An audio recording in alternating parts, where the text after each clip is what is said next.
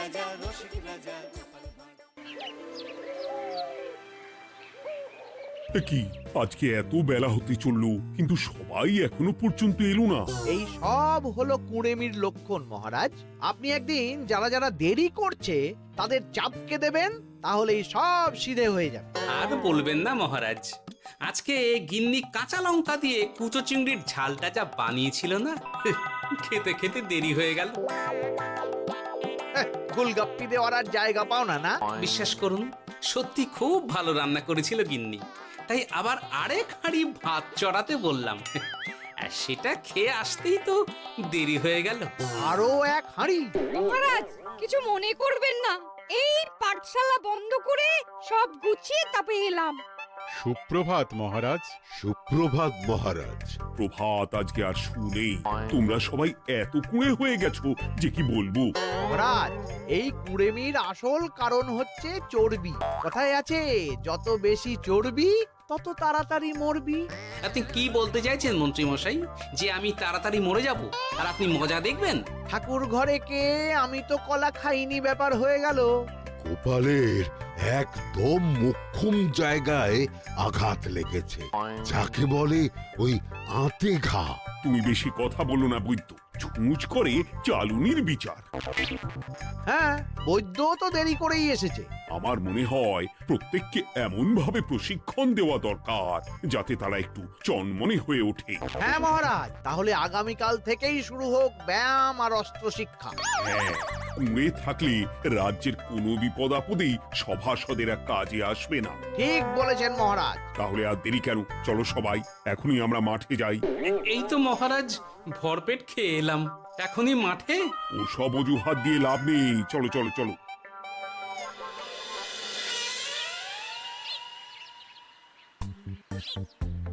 এবার সবাই সারিবদ্ধভাবে দাঁড়িয়ে পড়ো। কি গোপাল কোথায়? মহারাজ, গোপাল আপনার পিছনে দাঁড়িয়ে আছে, চুপি চুপি। এই এই এই গোপাল, যাও যাও মাঠের মাঝখানে গিয়ে দাঁড়াও। এই চাঁদি ফাটা রোদে কেন মহারাজ সুস্থ শরীরকে ব্যস্ত করছেন? এইসব বাজে কথা শুনতে চাই না। শুয়ে বসে থেকে শরীরের কি অবস্থা করেছো? শরীরের নাম মহাশয়, যা সবে তাই সয়। তুমি যাবে না, তোমাকে এক্ষুনি বরখাস্ত করব। কি জ্বালা! যেখানে আমার সব কাজ বুদ্ধি দিয়েই হয়ে যায়, সেখানে গায়ের জোরের কি দরকার? হ্যাঁ, এই গোপাল, আমি 1 থেকে 3 অবধি গুনবো, তারপরে সবাই এই মাঠের ধার বরাবর 5 বার পাক দিয়ে দৌড়বে। ঠিক আছে মহারাজ, আমি প্রস্তুত। আমি রোগা পটকা আছি, কোনো সমস্যাই হবে না। হয়ে গেল। সবাই প্রস্তুত? 1 2 3। কি হলো গোপাল, দৌড়াও দৌড়াও। মহারাজ, এর থেকে বেশি জোরে পারবো না। আই, কে আছো? একটা কঞ্চি দাও। এই সেরেছে। বেশ হয়েছে, বেশ হয়েছে। ব্যাটার এবার চর্বি কমবে। কি হলো গোপাল, হ্যাঁ হয়ে গেল? হ্যাঁ?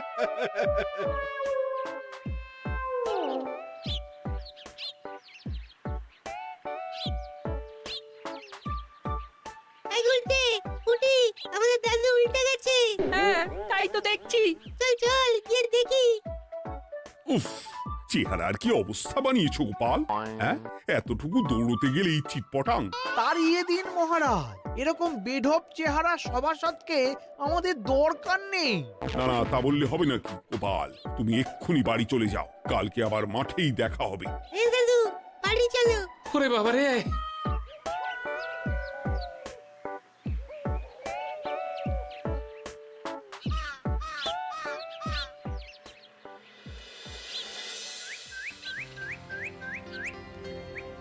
আরে ধুর ছাতার মাথা, তখন থেকে জল খেয়েই চলেছ। কি হয়েছে সেটা বলবে তো? শরীর চর্চা হয়েছে, শক্তি খরচা হয়েছে, আর পারছি না। উফ, বাপরে বাপ, কি পায়ে ব্যথা! এই জন্যেই আমি বলি বাপু, একটু বপুটাও নড়াও, কিন্তু কার কথা কে শোনে? ওরে বাবা, অকারণে সুস্থ শরীর ব্যস্ত করবো কেন বলো তো? বেশি নড়াচড়া করলেই আয়ু কমে যায়। তোমার এই বাজে কথা কোন শাস্ত্রে লেখা আছে শুনি? শাস্ত্রে কেন যাব, বাস্তবে জলজ্যান্ত উদাহরণ আছে। আমি মানতে পারছি না। হুম, মানতে পারছি না বললে তো হবে না, তোমাকে মানতেই হবে। বেশ, প্রমাণ করো। আমি যদি তোমাকে প্রমাণ করে দিতে পারি, তাহলে আজ থেকে বাড়ির বাজার দোকান করার দায়িত্বটাও তোমাকেই নিতে হবে। দিদা, তুমি তো ফেঁসে যাবে, দাদুর সঙ্গে বাজি লড়বে না। এই বাদ দে তো, তোর দাদু আগে প্রমাণ করুক যে বেশি নড়াচড়া করলে বয়স কমে। হ্যাঁ তাহলে বাজি? হ্যাঁ, বাজি। আচ্ছা ঠিক আছে, বেশ। তুমি তুমি একটা পশুর নাম বলো তো, যারা খুব তাড়াতাড়ি দৌড়য়। ঘোড়া, হরিণ, চিতাবাঘ আরো আছে। আচ্ছা, এবার সবচেয়ে আস্তে আস্তে কোন পশু চলে, এরকম একটা পশুর উদাহরণ দাও। কেন, কচ্ছপ? এই তো পেয়ে গেছে উত্তর। এবার তুমি বলো তো, কচ্ছপ কত বছর বাঁচে, আর ঘোড়া, হরিণ, চিতাবাঘ এরা কত বছর বাঁচে? চিতাবাঘ, ঘোড়া কেউই 30 বছরের বেশি বাঁচে না, কিন্তু কচ্ছপ 300 বছরও বেঁচে থাকে। হেরেছে, হেরেছে, আমার বউ হেরেছে। উফ, জীবনের কত বড় চাপ নেমে গেল। হ্যাঁ, এই তুমি আমাকে এভাবে হারালে? তখনই বললাম দাদুর সঙ্গে বাজি লড়তে যেও না। নাও এবার খেলা সামলাও।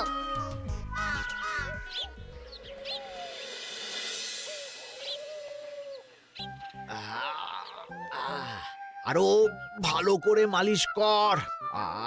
আজকে ছোটাছুটি করে পা দুটো বেশ ব্যথা ব্যথা করছে। কালকে তো আবার অন্য পরীক্ষা। আরে আমার হালকা চেহারা আছে, সব সামলে নেব। কালকে তো অস্ত্র চালনা হবে, কালকে আমি কাঁপিয়ে দেব। কাঁপাতে তো হবেই মন্ত্রী মশাই। আমরা আপনার শরীরে এমন ঘষা মাজা করে দেব না, মনে হবে আপনি না একটা জলযন্ত্র অস্ত্র, অস্ত্র চালনা করতে যাচ্ছে। বাস এই তো চাই। ওরে বাবারে, আস্তে আস্তে। আরে বাবা, আপনার তো ইস্পাতের শরীর, ভাঙবে তবু মচকাবে না। চিন্তা করছেন কেন? ভয় পাবেন না, ভয়কে জয় করতে হবে।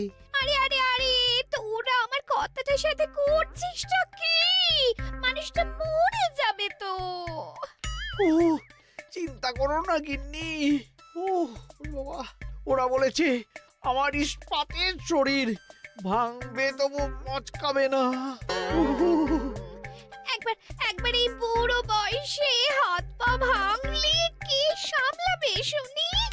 মন্ত্রীমশাই, আমাদের বকশিসটা দিয়ে দিন, আমরা কেটে পড়ি। বাবারে বাবা, দিচ্ছি। এনে এত খাটানোর পরে এই এতেই এখন খুশি থাক। হ্যাঁ,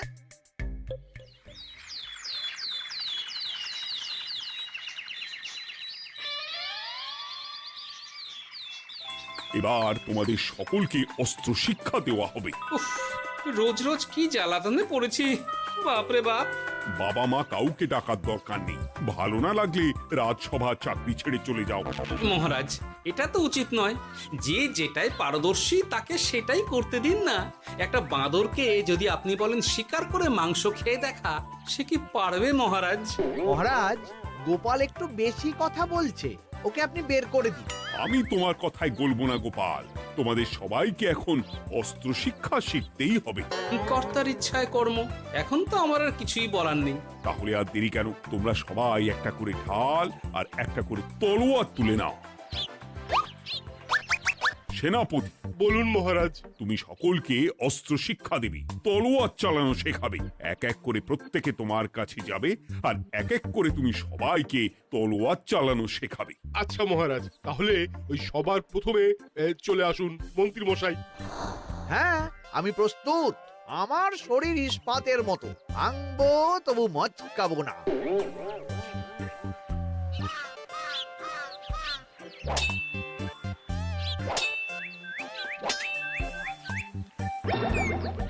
কি কেমন দিলাম?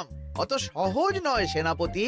আমি মন্ত্রী এমনি এমনি হইনি, আগে অস্ত্র শিক্ষা শিখে তবে মন্ত্রী হয়েছি।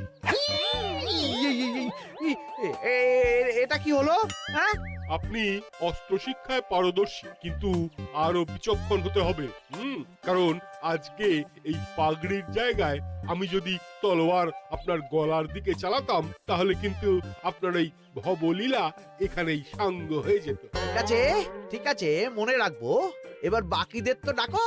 হ্যাঁ, এরপরে তলোয়ার চালানো শিখতে আসবে গোপাল। গোপাল দাদু, গোপাল দাদু। বাবা বাবা বাবা, গোপাল তুমি আবার দল বল নিয়ে এসেছো। দেখি তোমার কত দম। গোপাল, তুমি প্রস্তুত হও। হ্যাঁ হ্যাঁ, আমি প্রস্তুত। ওরে বাবারে, এ তো ভয়ানক চাপের কাজ, আমাকে বেশ বেগ পেতে হচ্ছে। সামলাও গোপাল।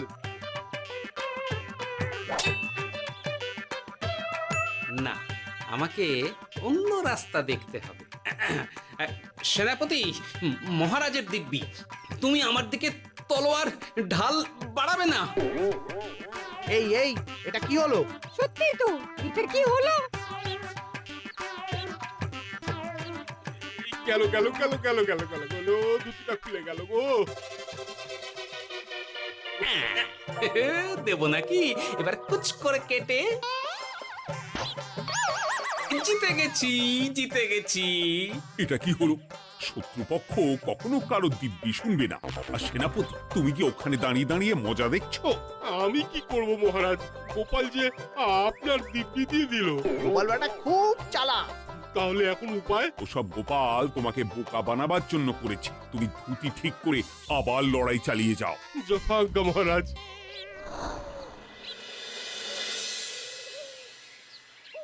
কিরে ন্যাপলা, তোদের দিদা আমার জন্য কি রান্না করে পাঠিয়েছে রে? এই তো ভাত, আলু সেদ্ধ, এই পুঁই শাকের ঝোল আর রুই মাছের ঝাল। আর তোদের যে তোষক, বিছানার চাদর আনতে বলেছিলাম, এনেছিস তো? ওই তো দাদু, কুটির গুলটে আর বাকিরা সবাই ধরাধরি করে নিয়ে আসছে। ব্যাস, তাহলে তার কোনো চিন্তা নেই। খেয়ে একটা জব্বর ঘুম দেব, কারণ এখানে যা রঙ্গ দেখছি তাতে বিকেল হয়ে যাবে। তলোয়ার শিক্ষা আজকের মতন এটুকুই থাক। এবার শুরু হবে বল্লম শিক্ষা। সবাই আবার আগের মতন সারিবদ্ধভাবে দাঁড়িয়ে পড়ো।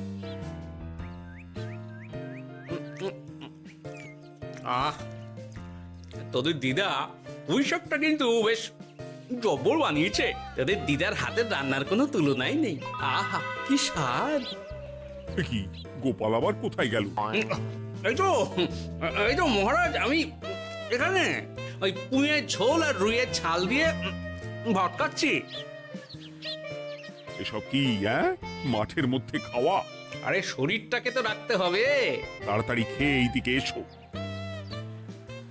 আসছি আসছি আসছি। এবার আমি তোমাদের দেখাবো কিভাবে বল্লম নিয়ে তেড়ে যেতে হয়। দেখান মহারাজ।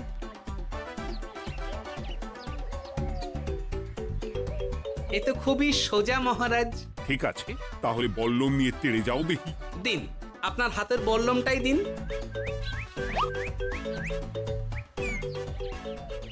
আরে আরে, গোপাল তো মাঠ থেকেই চলে গেল। আমি ডেকে আনছি মহারাজ। আরে আরে, ও গোপাল, গোপাল, মহারাজ ডাকছেন। থামো থামো। মহারাজ বলেছেন বল্লম নিয়ে তেড়ে যেতে। তেড়ে গিয়ে আবার ফিরে আসতে তো উনি বলেননি। আরে, এ তো মহা মুশকিল। উনি এক্ষুনি তোমাকে মাঠে ফিরতে বললেন। সেটা আপনাকে বলতে পারে সেনাপতি, আমাকে তো বলেনি। আমি চললাম।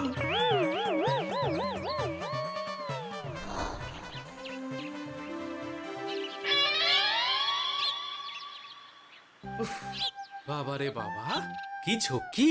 অনেক বুদ্ধি করে মাঠ থেকে খাটে চলে এসেছি। আমি আর উঠছি না। এ কি বলি, তোমাদের তো এখন অস্ত্র শিক্ষা নেওয়ার কথা। হ্যাঁ, তোমার বলা নেই, কোয়া নেই, অমনি বাড়ি চলে এলে।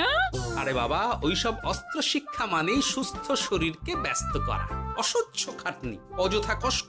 কষ্ট করলে তবেই কেষ্ট পাওয়া যায়। হ্যাঁ, তোমায় আমি আগেও বুঝিয়েছি, যেখানে বুদ্ধি কথা বলে সেখানে দেহের শক্তি নীরব দর্শক গিন্নি। আরে বাবা, সে না হয় বুঝলাম, কিন্তু মহারাজ তো ভালোর জন্য সবাইকে অস্ত্র শিক্ষা দেওয়ার চেষ্টা করছে না? আরে বাবা, যার যা কাজ তাকে সেটা করালেই পারে। মহারাজ তো সেটা বুঝতেই চাইছেন না। আমি এখন ঘুমো।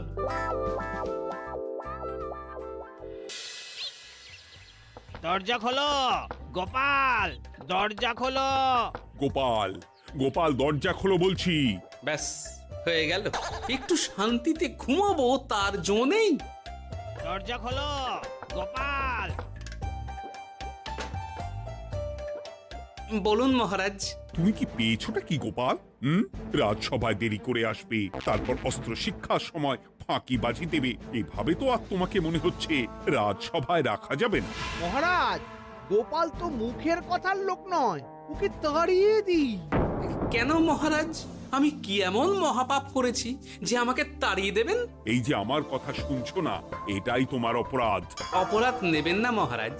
পণ্ডিতের দায়িত্ব পুজো করা, সভাকবির দায়িত্ব কবিতা বলা, সাহিত্য চর্চা করা, আর আমার দায়িত্ব হাসি মজা করে আপনার মন ভালো রাখা। কিন্তু আপনি আমাকে জোর করে যুদ্ধের ময়দানে ঠেলে দিতে চাইছেন। এটা আমার ইচ্ছে। আমিও তো মহারাজ ইচ্ছে করলেই অনেক কিছু করতে পারি। চোখ বন্ধ করে লক্ষ্য ভেদ করতে পারি, শুধু বুদ্ধি দিয়ে। আরে বাহ, এত বড় কথা! তাহলে মহারাজ, ওকে বলুন পরীক্ষা দিতে। কি পরীক্ষা? আমি একটা ঘরে বর্ম পরে দাঁড়িয়ে থাকবো। তোমার হাতে অস্ত্র দেব, আমার মাথায় একটা আপেল থাকতে হবে, আর তুমি কিভাবে আমার মাথা থেকে ওই আপেল ফেলতে পারো দেখব। এ তো খুবই সোজা। কি গোপাল, তাহলে লড়বে নাকি বাজি? হ্যাঁ, লড়তে রাজি আছি। তাহলে আজ রাতেই হয়ে যাক পরীক্ষা। যদি এই পরীক্ষায় উতরে গেলে তো ভালো, নইলে তোমার চাকরিটা গেল। গোপাল, তুমি পারবে তো? সে দেখাই যাবে। আজ রাতে তাহলে রাজবাড়িতে দেখা হচ্ছে। যদি আমি এই পরীক্ষায় বিফল হই, তাহলে আমার চাকরি আপনি কেড়ে নেবেন।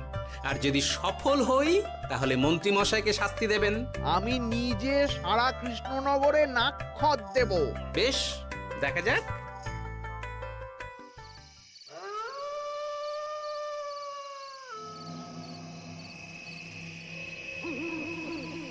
কি মন্ত্রীমশাই, ব্যবস্থা সব ঠিকঠাক হয়েছে তো? হ্যাঁ, এবার শুধু গোপালের পরীক্ষার পালা। আমি তাহলে বাইরে গেলাম, গোপালকে পাঠিয়ে দিচ্ছি।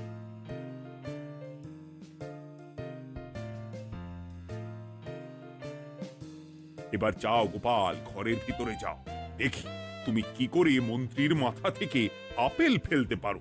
আপনি তো শুধু আমার চোখ ঢেকেছেন, আমার নাক, মুখ, কানও ঢেকে দিন, যাতে ঘ্রাণেন্দ্রিয়, শ্রবণেন্দ্রিয়েরও সাহায্য না নিতে পারি। বেশ, তাহলে তাই হোক। আয়, কে আছো? গোপালের মুখ, নাক আর কান ঢাকো। যথা আজ্ঞা মহারাজ। একটু একটু মোটা কাপড় দিয়ে নাক মুখ ঢাকো, হ্যাঁ, যাতে সেভাবে আপেলের গন্ধ না পাই। বেশ বেশ।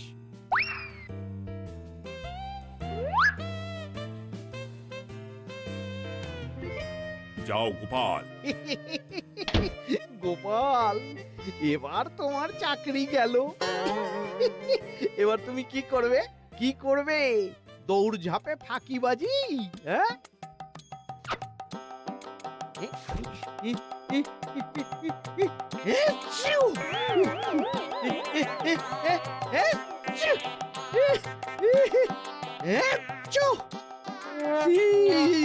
গেল গেল গেল গেল গেল, আপেল পড়ে গেল।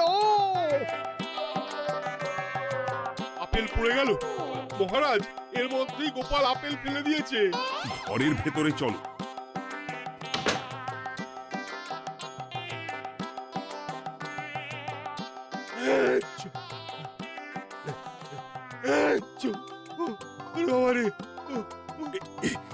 কি ওরে বাবারে বাবা, কি ঝাঁজ! ওরে বাবারে বাবা। কি মহারাজ, দেখলেন তো গোপালের চমক?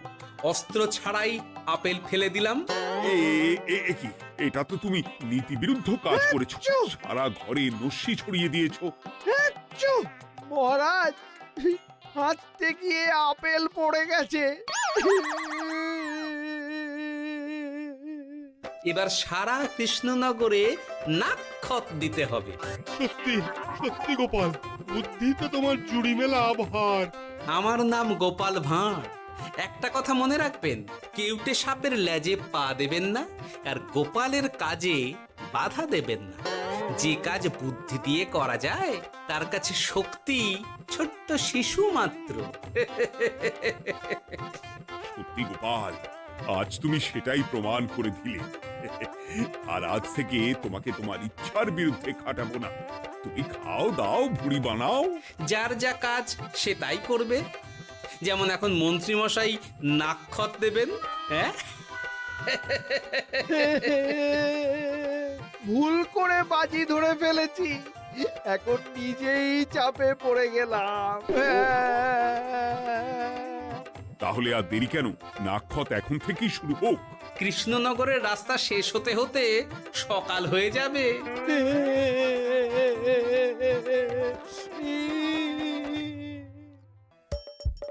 হাসির রাজা, জ্ঞানের রাজা, রসিক রাজা।